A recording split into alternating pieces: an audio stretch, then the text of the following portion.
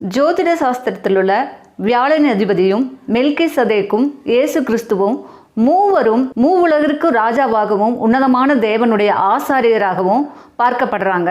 ஜோதிட சாஸ்திரத்தில் உள்ள வியாழனின் அதிபதியான குரு வியாழன் என்ற கிரகத்திற்கு அதிபதியாக இந்திரன் என்ற பெயரில் புராணங்களில் அறியப்படுகிறார்.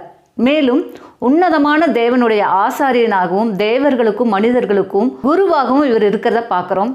இவர் ஜீவனுக்கு அதிபதியாக பார்க்கப்படுகிறார். குரு பார்த்தால் கோடி நன்மை, நன்மையான எந்த ஈவும் குருவிடமிருந்தே பெற்றுக்கொள்கிறோம். ஆசாரியத்துவம், அஷ்டமா சித்திகள், உபதேசம், அன்பு, தனம், ஒழுக்கம், பரிசுத்தம், சாந்தம் இவை எல்லாவற்றிற்கும் குருவே காரணர்.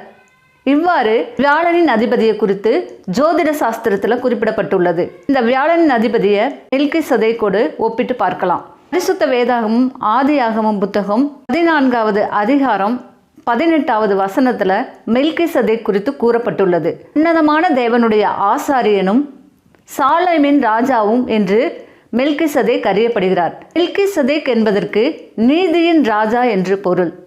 சாலேமின் ராஜா என்பதற்கு சமாதானத்தின் ராஜா என்று பொருள்.